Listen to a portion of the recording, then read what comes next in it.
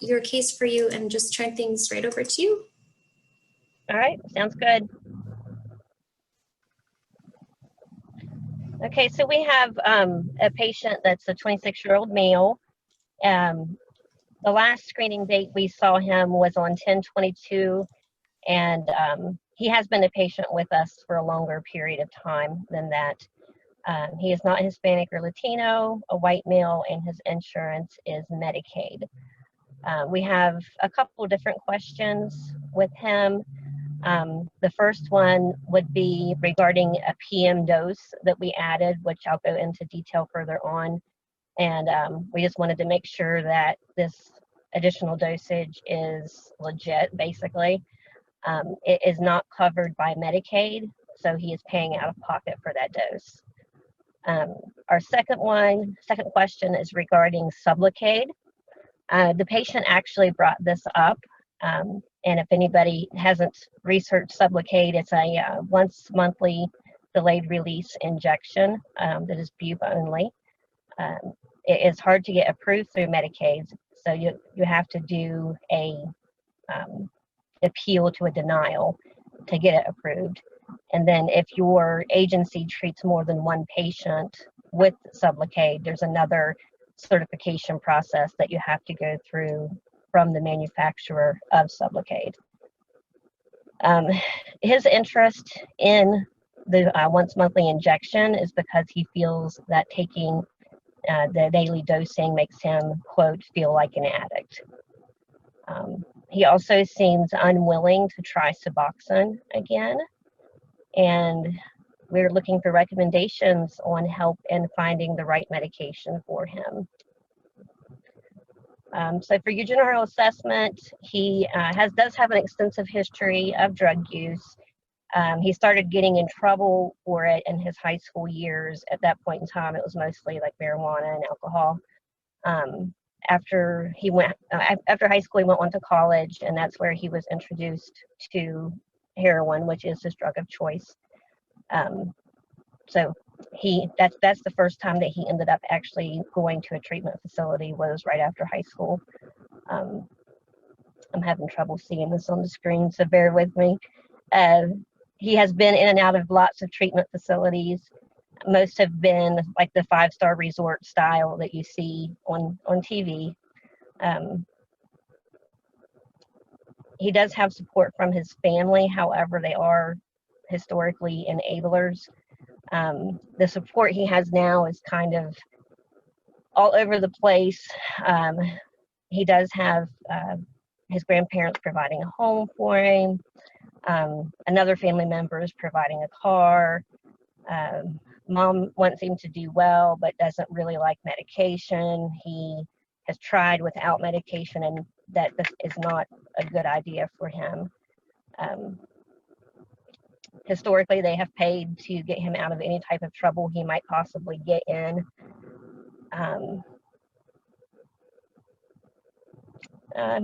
His family's from a small town, and they're considered, like the upper class, the elite. So any of his struggles have always been hushed, and something that he might do that another person would be arrested for and go to jail has been swept under the rug.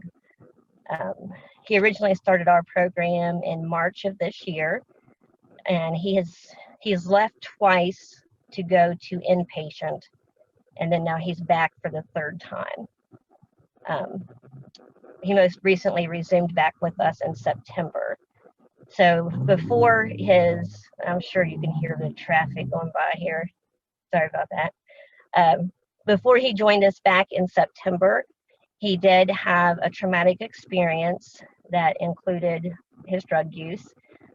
2 days after he came out of a rehab, he and a friend started using heroin, and they were having a party. His friend ended up taking his vehicle and wrecked that vehicle, killed the friend, and also killed the person that he hit head on. So the patient ended up arrested for possession. He did spend that night in jail.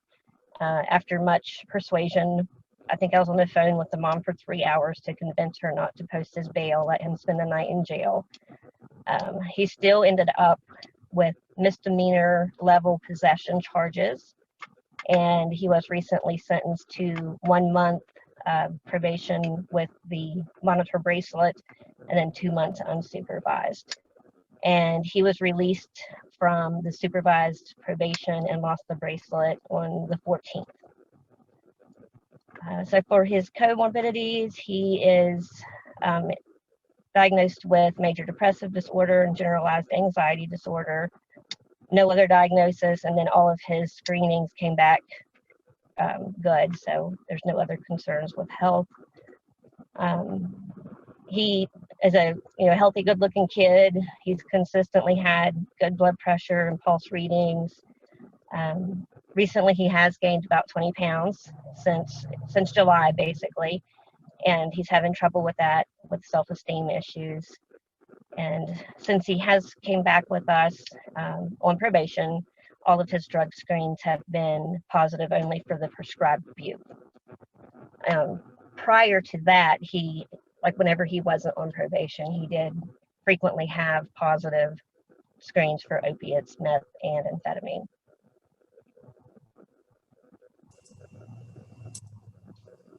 Thank you for sharing that with the group, Laura. That was awesome. You're welcome. Before we hop into any of the recommendations, I wanted to ask the group if there was any clarifying questions you had for Laura or any comments. I think I missed it. So what's his total daily dose?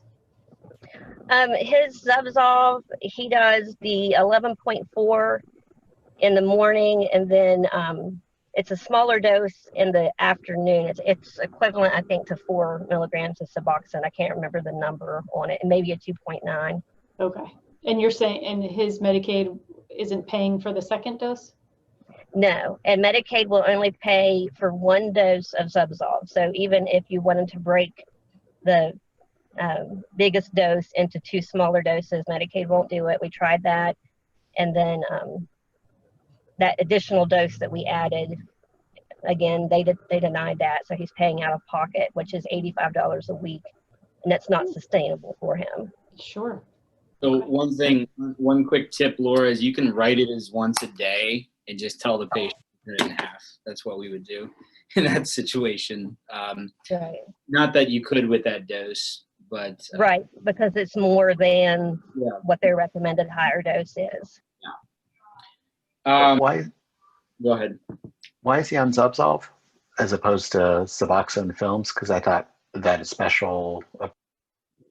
Yes, whenever he first started with us, he had a reaction to the Suboxone and of sores in his mouth and headaches.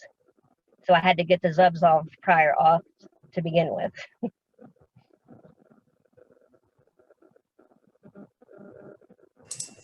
Dr. Husted, did you have a comment you wanted to make as well? Yeah, sure. So for one thing, I mean, the little higher dose is certainly not wrong to do. Cost-wise is the problem because Zubsolv is more expensive. So if you have to keep them on something, I mean, you could consider generic Suboxone tabs. So it would be more cost-effective, and probably what he was dealing with was more film-related with the blisters. So you could go more that route if you wanted to. It doesn't surprise me as a negative view about staying on medicine if he was at all these Gucci 28-day programs, because the reality is that most of them won't allow people to be on medicine at all. So is anyone else here other than WVU people aware of like the Florida Shuffle? Anybody ever heard that? So the idea is if you go to Florida, you go to one rehab, you complete the rehab, and then you leave, stay at usually a flop house for a little while, and then you return to another rehab and kind of rotate through. But some rehabs, they've found that they were actually paying people to leave and to use for a while so they could come back to rehab and they could bill their insurance again. So it's not uncommon, these really expensive $50,000 Malibu, they're not really getting any treatment. They'll have plenty of massages and things, but no actual addiction treatment there. So that doesn't surprise me at all. That's kind of his perception of is with no medicine.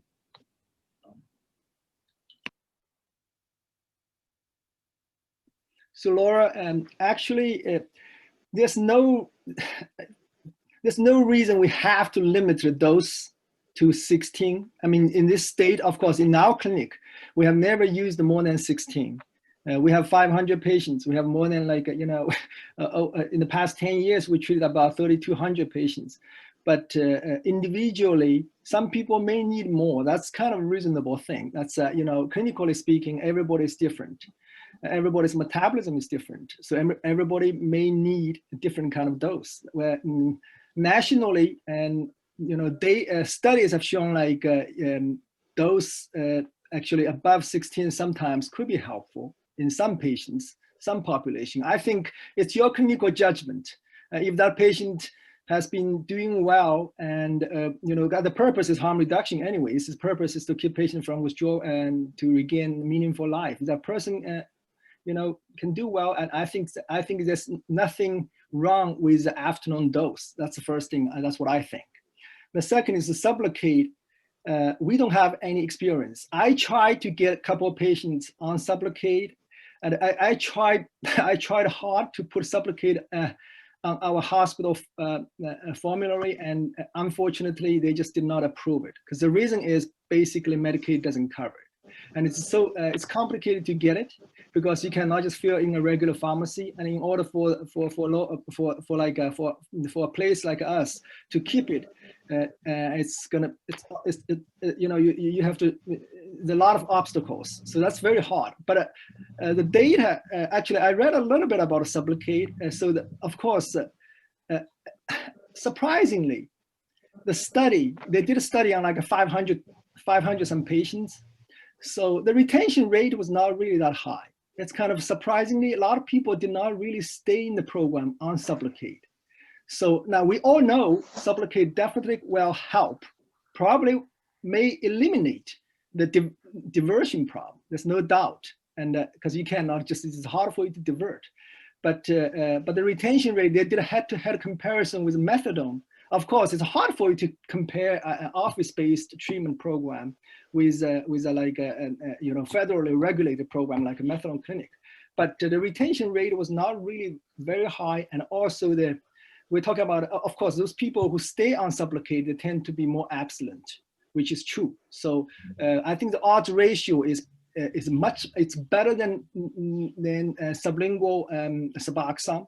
But we're talking about if this patient, I totally understand. This is the second or third patient that I've heard about, like taking a pill or taking a film every day reminds him of his use, being an addict. That kind of negative, I don't know, mentality about this taking a medicine. So I don't know whether supplicate is a good, if he's not diverting, I really don't know whether supplicate could be a good choice for him anyways. So I don't know. I would like to learn more about a supplicate. I talked to Katie, talked to a lot of people here, try to get some people on supplicate and to see how it goes. So. Yeah, I knew that the approval process looked really complicated, and I mean, if you guys couldn't do it, then I don't really want to try to do that on myself, on my end for it. And somebody had mentioned earlier too, like to do the generic Suboxone tabs. Does anybody know if that would be covered by Medicaid, or does it have to be the brand name in order for Medicaid to be able to get reimbursed? You can do, you'd have to get it off. So generic Suboxone tabs, but if you can't get it off, out of pocket probably wouldn't be that expensive for him, Probably be less than what he's paying now for the Zubsolv. Absolutely. Like if you wrote him, say, like an 8-2 and had him take half in the afternoon, that would probably be like $5 a day. So about half, so a third of the price. If you It's go GoodRx. I was going to say, if you go on GoodRx.com, you can get like a whole week worth of the tablets for like $12.95 or something like that. Ours is $31 locally, but yeah.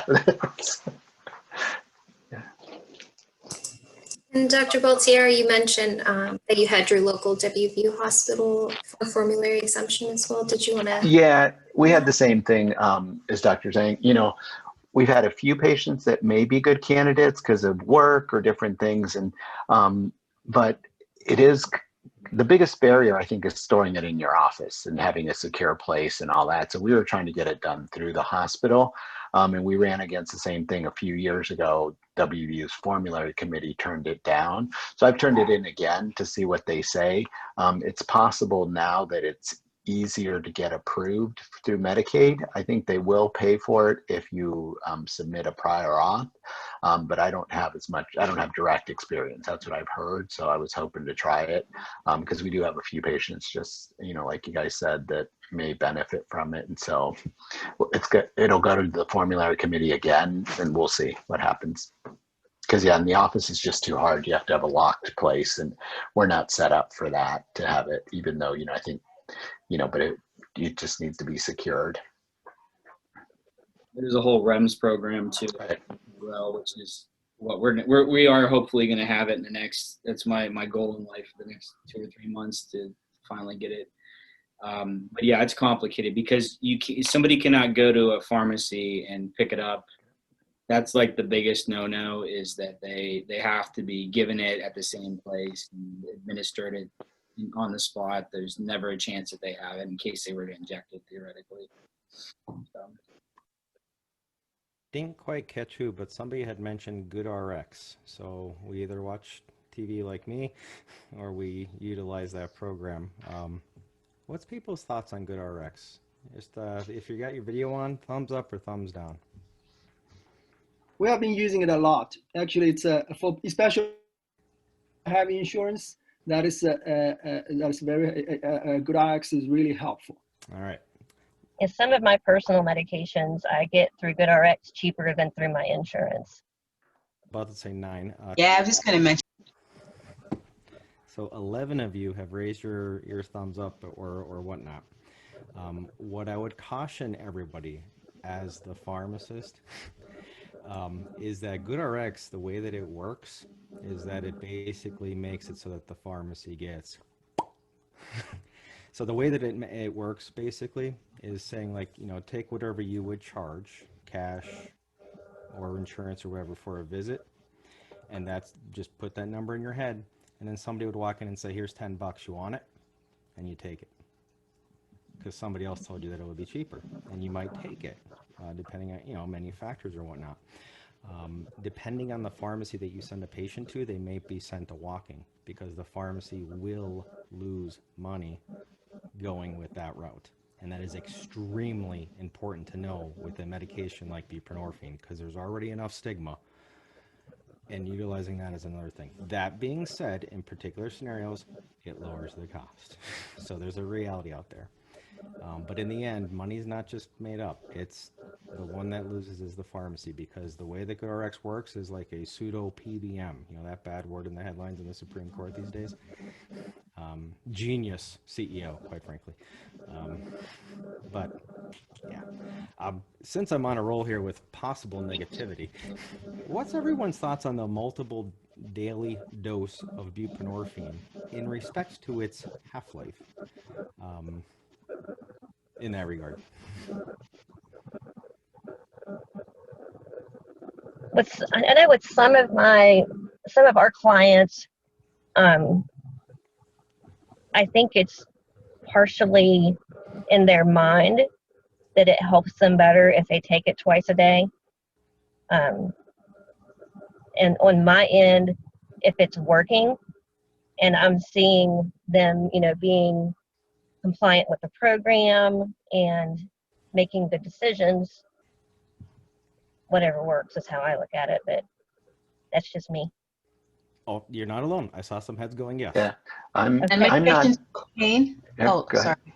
Yeah, my patients who have pain, since the half-life of the pain response you get, the pain relief, only the first 4 hours. So those with chronic pain with opioid use disorder, they may take multiple daily dose, like 4 or 3 times a day, instead of just a 12 in the morning. Yeah, I'm not dogmatic against it, but I do think it, for some patients, it reinforces the cycle of I don't feel well, I take something, I don't feel well, I take something. I agree, you know, for some pain patients and some, but we try to have people do CBT and think it through, because I do think it's part of the pattern of their use. You know, obviously some pregnant women will metabolize it faster or have nausea on the higher doses. And so I do have some patients on it, but I do kind of caution them that it should be working once a day if they're using it for substance use. The reason I asked that is really not to even give my own opinion, because they used to be a dime a dozen, now they're like a penny in 2020. But anyway, the reason I'm bringing it up is because that's a question that any one of us could be asked by our friends at the Fed, and the answers that were just discussed here were really good, and I think they should be shared far and wide, because meticulous practices don't always answer that way. And you know, pigs live, hogs die. If every single patient is utilizing that thing twice a day, the peeps I work with in another accord are going to be really looking.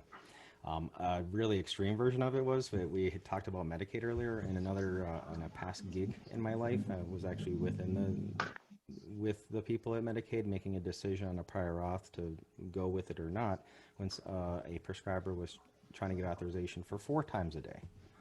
And you had like 17 people, clinicians in a room saying like, what do you, 28 to 37 or not 42-hour half-life, like what in the world? And I'm sitting there and I'm like, well, there's a psychological thing. You were just injecting heroin 4 to 6 times a day. Like, what are you not getting here? But there's 2 sides to every coin. So food for thought there. I could not let the GoodRx thing go, but I want to get everybody thinking on the right page there for the half-life deal and the site side. Thank you all so much for the great discussion and feedback. Laura, were there any other questions you wanted to ask the group about your case? Just if anybody has any other suggestions on, you know, what to try. I definitely like the idea of trying the generic Suboxone tabs. You know, that would definitely, even if he didn't get it approved through Medicaid, which so far, knock on wood, I've been pretty successful with getting stuff approved. But even if it wasn't, he should be able to afford that versus what he's paying out of pocket now. But just any other ideas on anything to try prescription-wise. That the Zubsolv that you mentioned, has anyone else ever talked with any reps from that company? No. I had a meeting once in a group, and the one claim to fame on behalf of the company, we're not going on the dark side here, just sharing info, was that it's not Suboxone, has no street cred. That's why we want you to use our product. I was blown away. There was no pharmacology whatsoever. I literally was, and I respected the gentleman. I happen to know him elsewhere, has personal experiences too. And I was just like, wow. That was like the funkiest rep thing ever, MSO, whatever. There was another question here. Does GoodRx also mine patient data? Heck yeah. Good job, David. That's the biggest worry, I think. You're sharing the patient's email address to get it.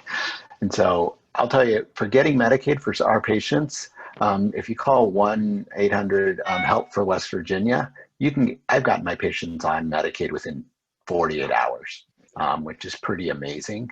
And so now that has gotten better. So we've just given them the phone, said here, they register on the phone for Medicaid and they can get it. So that's a better alternative than GoodRx, but I do use it sometimes. Katie, was there something?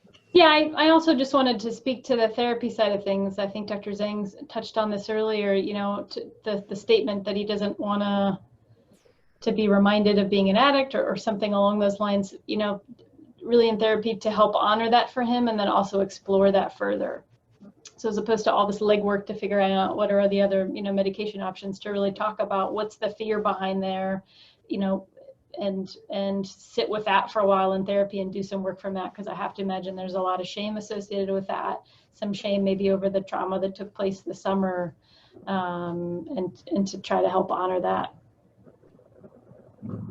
Yeah, we have been definitely looking at what you just mentioned, and he's actually been more open the last, probably the last 3 weeks. He's been more open especially in group, at sharing, you know, what happened over the summer. And Yeah. I've been really impressed with how much he's opened up and been willing to not only talk to us, but to share with others. That's kudos to you guys for creating that space where he feels like he can do that. Thanks. So thank you. As Katie, you mentioned, actually, that's one of my worries about supplicate, because supplicate is recommended for people to use even like a 1 month of stability. So we know that in recovery, I mean, 1 month, how, you know, per our experience. So I'm afraid people are going to lose the essential part of the treatment, which is therapy. So that's, you know, I always try to figure out in this kind of situation what's going on, and will supplicate solve the problem? I think supplicate definitely will solve a diversion problem, but how can we engage patient into you know, the most essential components of the treatment? That is a really big goal for everybody here, I guess. Mm-hmm. Yeah, that's a really good point, Dr. Zhang. I saw somebody's comment too about making a patient show the actual mouth sores, because they would say that for manipulation. And I mean, honestly, I've had that thought with him, if, you know, if he was telling the truth. But Dr. Morrison, I know you chatted that, and did you want to expand on that a little? Well, I can tell you that I've seen many times now. I think never so far has a person who had horrible mouth sores been able to show me their mouth sores. And so I'm sure that it happens, but I looked for like Stevens-Johnson's among the side effect profile for buprenorphine. I didn't find it. It seems to me that more commonly than not, it's a manipulation. Thank you for sharing that.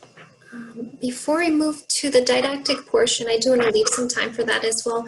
Laura or anyone else from the group, were there any other questions or comments you wanted to share? All right. Great case, Laura. Thank you. Thank you thanks so for much. the input. Yeah, thanks for the input, guys. Appreciate it. Thank you. That was awesome. All right. Well, I will pull up your didactic, Dr. Zhang. Advance the slides for you. Just let me know when you'd like me to go to the next slide, and I'll just turn things over to you.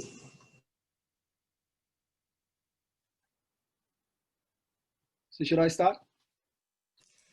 Sir. Okay, so I'm going to share with you my readings and my my understanding of the ASM, basically guideline on drug testing, and also I'll show you some discussion. I mean, some recent studies about second exposure to continue last time's topic. Okay, next, please. Yeah, this is my. Let me just minimize this. Okay, this is learning objective. I think we're going to review the ASM guideline and effective use of drug testing. Yeah. Another thing is like we're going to continue last week's topic about second passive drug exposure in subjects, the drug testing. Okay, please, next. So very important, ASM policy, actually ASM spent a lot of time on this until 2016-17. They started form this committee, and you know, a huge group of people. Then finally they have several documents. So I read the main one, which is their recommendation. So ASM policy clearly mentioned this is the drug testing. No matter what you're going to do, what kind of drug, matrix, what kind of, basically we're talking about whether you're going to use blood, what kind of biospecimen you're going to use, or use saliva, or drug panel, what kind of drug you're going to test, and the testing technology it should be determined by the provider based on patient needs, which is very important. We should not be limited by the insurance providers. Next, please. So this is a smarter drug testing ASM recommendation. I summarized here 5 points. The first important one is random testing, always random. So I staff our addiction medicine, addiction psychiatry fellows. So I always try to remind them, random testing is very important. Do not tell the patient you're gonna test them tomorrow, or next week, because this is gonna, it's gonna create a lot of unpredictable things. So random testing rather than the more common scheduled testing, which is very important. Testing not only urine, but also other matrices to match the intended assessment process. So in other words, so we should use some saliva, we should use blood, we should use a hair, whatever, if it's possible, or if we can doable. Okay, urine should not be the only specimen we use for drug testing. Testing based upon clinical indication for broad and rotating panel of drugs, rather than just the testing for a regular 5-drug panel. We know 5-drug panel does not even include benzo, which is commonly abused by our population. So improve sample collection and detection technologies to decrease the sample tampering or substitution, which is very, very important. Careful consideration of the financial costs of testing. This is also very important to be mindful about the patient, about the cost. Next. So cost considerations, example of inappropriate, often costly drug testing practices include the routine use of large arbitrary test panels, which is kind of, sometimes you see that in the clinic, we just test everybody when in the beginning, and every time they show up. So unnecessarily frequent drug testing without consideration of the drug's window of detection. Which is also very important. The confirmation and the quantification of all presumptive, they call it presumptive or definitive. Basically, it's called first test, the second test. So we're talking about the amino acid test, the presumptive, positive, and negative, because it only reports positive and negative, does not give you levels. But we do not need to quantify every test, which is also very important. Okay, next, please. So principles of biological detection of substance use. It's simple to say, but it's easier said than done. The right test for the right person at the right time, because drug test can only answer a very narrow question: is this drug or substance X detected in sample in this sample Y?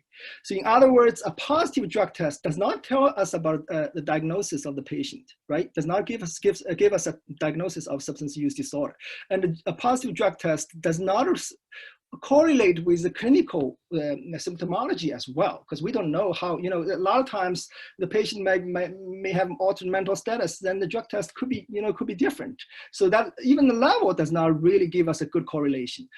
On the other hand, the negative drug test does not mean there was no use of substance. It just tells us. Sometimes it could be false negative, but if it's accurate, we're talking about if it's accurate. Negative drug test just says like this patient that does not have this drug at this time in his this sample, right? Next. So why should we test? So this is a key point from this guideline. So basically, drug testing and self-reported substance use is a very, very important.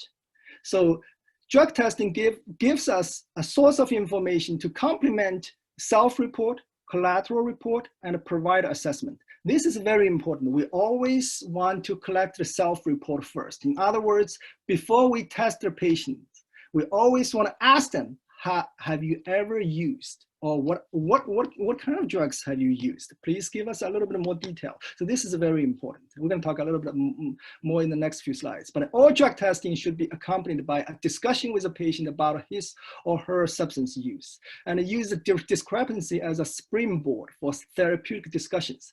So on the other side, another side of the problem is always opportunity. Actually, drug testing is a springboard, is an opportunity. It gives us an opportunity to talk more about what's going on, to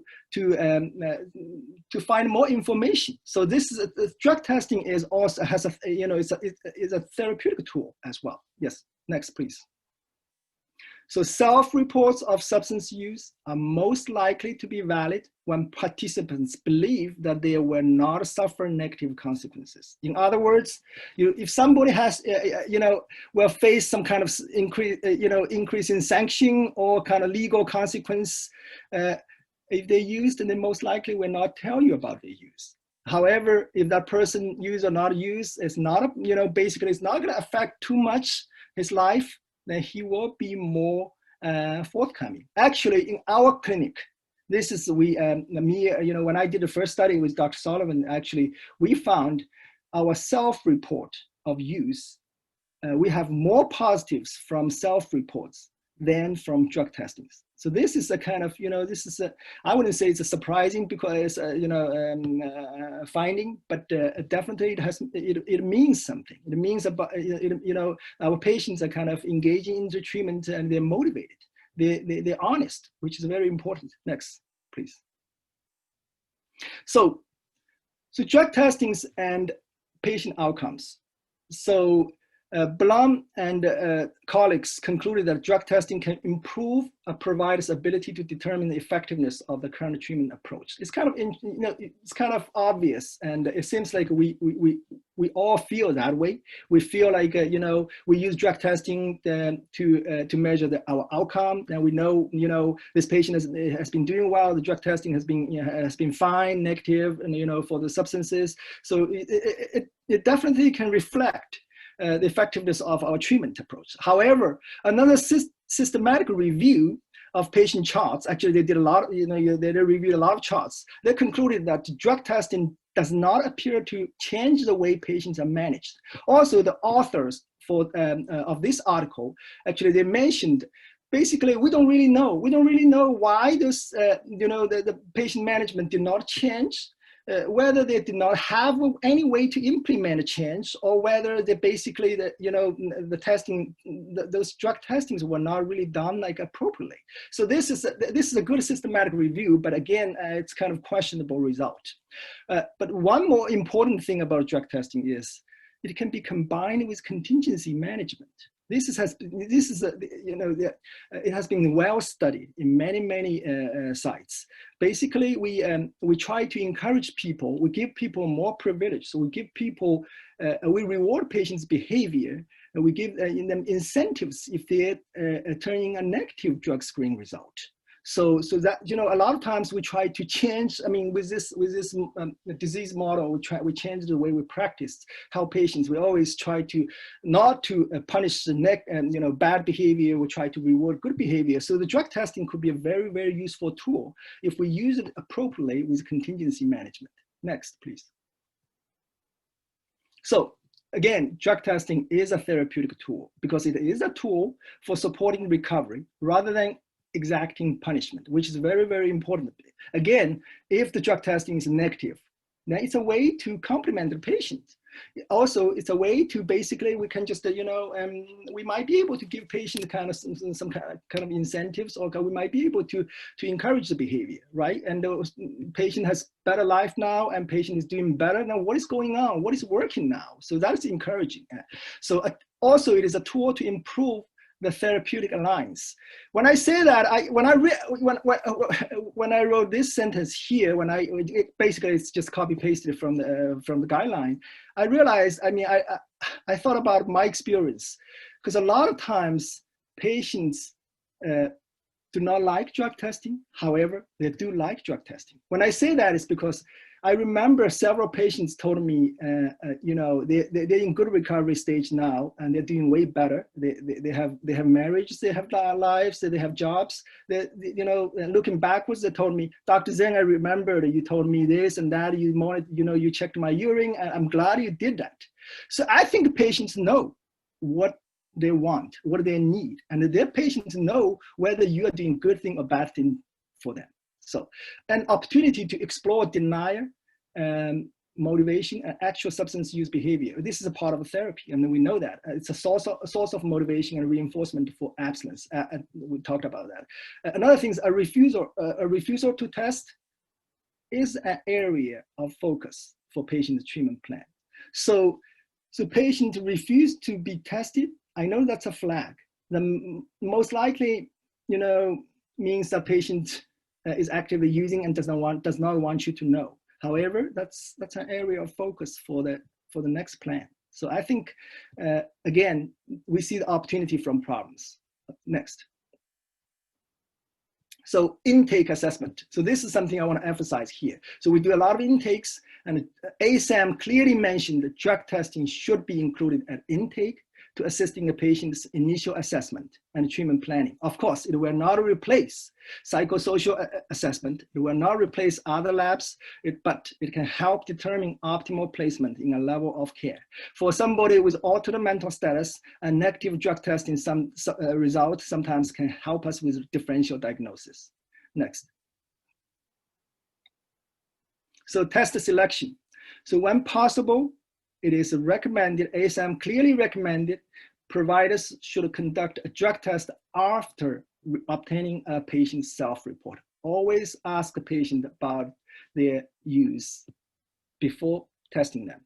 The expert panel concluded that the use of a routine test panel is generally acceptable practice. So in other words, yes, we can use a routine test panel. That's fine. We just do urine drug panel. We have we purchased this from a company. That's fine. It's acceptable practice. And the providers should also be able to use alternative matrices and tests individualized to patients' needs, of course.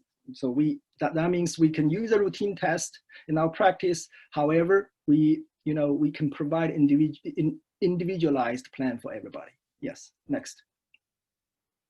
So presumptive and definitive tests. So as I said, like a presumptive usually is immunoassay test, gives you the basically the negative or positive result, but does not tell you the level. For definitive test, that's usually is GC spectral MS test. It gives you the quantity, the levels. However, in certain situations, if a provider expects a result of a presumptive test to be positive, then we know the patient reported use, and the information regarding specific substance or quantity is important, is desired. In this case, it might be appropriate to just skip the presumptive test. We don't really need to do the dip test on site, and just go ahead, just send out for definitive test, confirmatory test. Yeah. Next. So responding to test results, it is always important for us, for providers involved in drug testing, to know what questions we're trying to answer from this drug testing. This is very important. And also it is very important for us to have a plan for what to do with the results. So do not, do not be afraid to see a bad result. So we, keep in mind, immediate abstinence may not be a realistic goal for patients in early stages of recovery. Actually, nowadays we have changed. We know that our goal is not just in the next few visits. We expect patient to give us good urine results. That's not the case. But whenever we see a negative, we're talking about a negative for any substance the patient was using, and that is a therapeutic time, a therapeutic opportunity for us to build alliance and to engage patient into treatment and encourage a patient, for the next stage of treatment. So next, please. So test frequency again. So how often should we test a patient? ASM said the frequency of testing should be dictated by patient acuity and the level of care. There's no magic formula. So there's no formula for us to calculate to tell us how often should we test a patient. But the expert panel strongly disagreed with the statements about specific numeric limitation on drug testing frequency. But there's no data showing like a daily testing, more frequent testing will lead to decreased substance use. So increasing frequency of drug testing may not decrease the substance use behavior. Next. Yeah, so here's the thing. So ASM also clearly said at the beginning, so the expert panel recommended at the beginning, in early stage of recovery, patients should be tested at least weekly. Then, as the patient becomes more stable in recovery, the frequency of drug testing should be decreased, but performed at least on a monthly basis. So in other words, if we have a patient who is already, this is something I'm worried about our bi-monthly group. So we don't see them very often, but we try to do our best to still test them, you know, per ASM guideline. I think that's very important. We may not do monthly, but at least for those patients, and you know, should we test them at least to every 1.5 months? So I don't know. There's no policy. Of course, there shouldn't be any numeric numbers here. But I guess ASM guideline says basically once they're stable, you probably still want to test them like a monthly basis. So clinical consensus favors unannounced drug testing over scheduled drug testing and random drug testing schedules to fix the testing schedules. So we always want to do unannounced and random testing. Next. Okay, so that's a summary of ASM guideline on appropriate drug testing in addiction medicine. So before I transition to the next topic, talking about second exposure, studies on second exposure to marijuana and cocaine. So I want to show you this is what we use in WVU. Okay, so here at the Ruby Hospital, this is the cutoff level for detecting. This is immunoassay. We're talking about this is just a presumptive, okay, test. For cannabis, it is 50 nanogram per mil. And for cocaine metabolites, benzoyleclin, it is 300 nanogram per mil. Okay, next. So it's a 50 and a 300. Next slide, please. Yes. So the first article I want to talk about is this article done in this study was done in Netherlands. So it's about the concentrations of THC and one of its major non-active metabolite, carboxy THC, okay, in blood and urine after passive exposure to cannabis smoke in a coffee shop. Okay, next. Next slide. Yeah, this is study design. They conducted a study in a well-attended coffee shop in this city in Netherlands. I don't know how to pronounce the city name, but it's okay, it's legal to smoke marijuana in this city apparently, and in this coffee shop. So it's just a regular coffee shop. 8 healthy volunteers were exposed to cannabis smoke for about 3 hours. Okay, so they check the blood and sample and the urine sample. They collect samples like in all these certain time points. So they did basically they did immunoassay and a GCMS for THC, hydroxy THC, and carboxy THC. Okay, next. So this is the result. Remember, our cutoff is 50. Now this cutoff is 25. It's already half of our cutoff. Okay, so total 8 subjects. And basically, this is the mean. This is basically all these levels. Basically, you take the mean. Okay, so you can see all these subjects. Basically, none of them went up to. We're talking about not. I wouldn't say none of them. So average, the mean of all these 8 subjects, the cannabis level, and actually it's THC carboxy level, was kind of the highest was kind of between 6 to 14 hours, and but it's still less than 20. Okay, about like less than 25. Okay, next.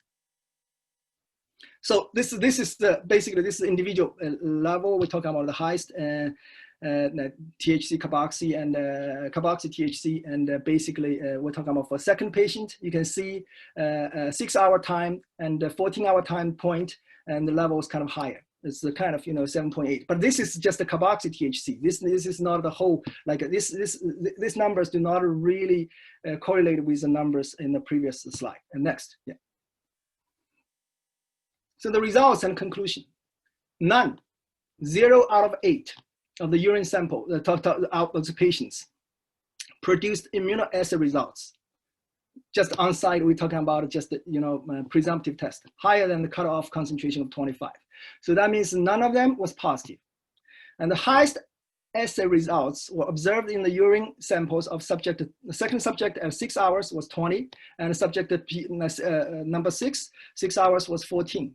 Okay, 14 hours. It was 19 and 20 nanogram, but it's still less than 50. I mean, less than 25, definitely less than 50. So if the cutoff were to be lower to 10 nanogram per mil, Okay, that is not the case for any country, any place, or any setting.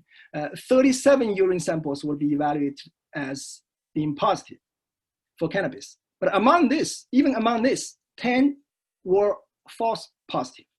So keep in mind, in this kind of regular coffee shop, you stay there for 3 hours with good ventilation, and you're not going to get tested for positive marijuana. I mean, if everybody else in the shop was smoking. Okay, next. So the results is all volunteers absorbed THC after passive exposure to cannabis smoke under real life, but the resulting blood and urine concentrations were only very small. Next. So I'll go very fast in the next 5 minutes for this. So non-smoke exposure to secondhand cannabis smoke, urine screening and confirmation results. This is an extreme case. Next, this is done by Johns Hopkins. So 6 experienced cannabis users smoked cannabis cigarettes. We're talking about a low concentration in the first session, second concentration in the second session, and third session. But it's a third session with ventilation. Okay, the first and the second is basically a sealed chamber. We're talking about this is 12 by 13 feet chamber. Okay, 6 non-smokers were seated with smokers in an alternating manner, and each session lasted for about 1 hour. So you sit. So let's jump to the next slide. So I want to show you this is the real site. So it's a plexi window, you can see inside, but it can, I mean, I can see clearly because like, you know, the people who are smoking a lot of marijuana, right? So this is a real chamber, sealed chamber, but that does not really happen in real life. Next.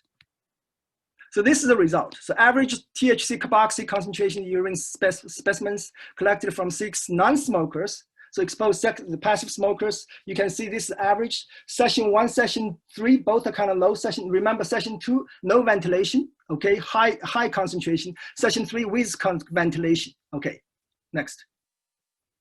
So again, we have a couple of outliers. They got higher than 50, okay? The second person in the second session, okay, next.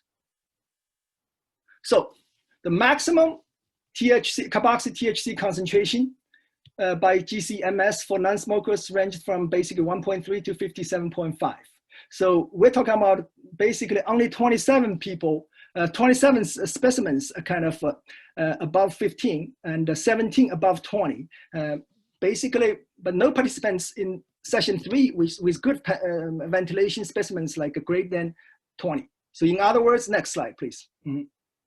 So all specimens were kind of after 22 hours, basically minimal. Then extreme cannabis smoke exposure can produce positive urine test at commonly utilized cutoff concentrations. That's possible. However, positive tests are likely to be rare, almost limited to the hours immediately post-exposure. Next. So finally, I want to talk about this very quick. So they did one more extreme study. This is back like a little bit earlier, 15 years ago. 2 studies, extreme cannabis smoke exposure in motor vehicle. Next.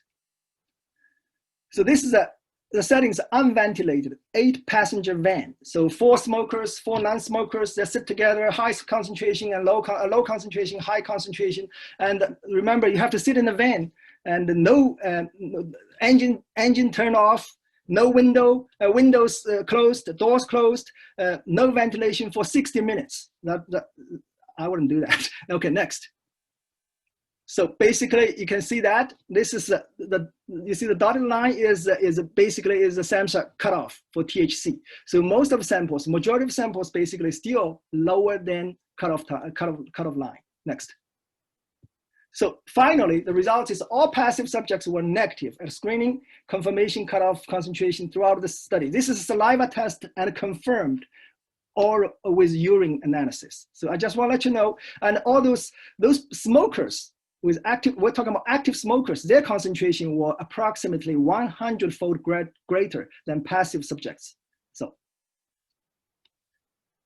Okay, so I'm not going to talk about cocaine. I had also 2 other studies about cocaine. So the conclusion is almost the same. So basically, we have like in this kind of extreme situations, and you're passively exposed to users, active users, but the chance of if there's any good ventilation, the chance of being tested positive is very, very low, almost none. So almost none. So that's the result. Okay, that's it. Thank you so much, Dr. Zhang. That was awesome. Thank you for including those case studies as well. Does anyone have any questions for Dr. Zhang and his didactic? I have a quick question. That was great, Dr. Zhang. Thank you. Back to the urine drug screens. I don't think that you commented on the value of a screen that doesn't have buprenorphine in it for monitoring whether the patient is taking as prescribed. And also, when I thought to ask you about that was when you had that sentence about people refusing to screen, because for me it raises a red flag about risk of diversion. Absolutely, I totally agree, Jen. Yes. So, the guideline definitely mentioned it is important to check patients basically talking about prescription medicine, including methadone and buprenorphine. I think it's very meaningful, and we should do that. Yeah, but it did not mention anything about the study outcome or anything. I don't remember any. Yeah, I don't recall anything else. Dr. Baltier chatted in, what about passive fentanyl levels? That's interesting. You wanted to expand on with that, Dr.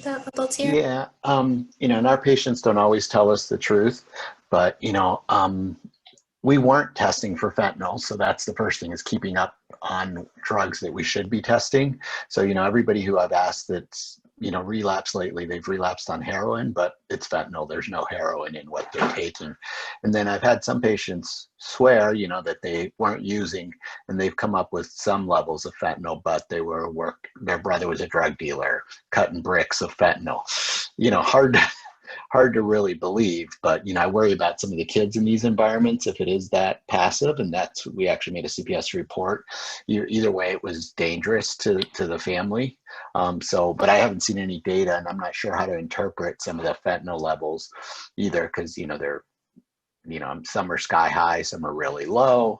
I mean, obviously it depends when you're using, and so I don't have a lot of experience with that, or if there's any studies on passive levels. Yeah, Dr. Bacteria. I think this is very important because the synthetic fentanyl, and a lot of times when the national data is like basically people overdose on fentanyl. Actually, a lot of times they don't even know. They do not have any knowledge about the drug they were using, because they did not even know that those drugs contain the fentanyl, which is kind of highly lethal. So that's one thing. I mean, Dr. Feinberg got this. Dr. Feinberg here at WVU, and she's one of our wonderful professors here. But she got this grant to test fentanyl on site. So basically it's drug testing fentanyl, like try to get accurate testing for fentanyl. This is very important. I think yes. Well, thank you all so very much. We're at the end of the session. A couple housekeeping announcements. First and foremost, thank you for the awesome case, and Dr. Zhang for the great didactic. And thank you all very much for joining us today for such a great session and all that discussion. Our next session will be on November 9th, and Dr. Husted is going to be discussing initiating MAT in various settings. So keep an eye out for that reminder, and have a wonderful rest of your Monday. We'll see you guys next time. Thank you.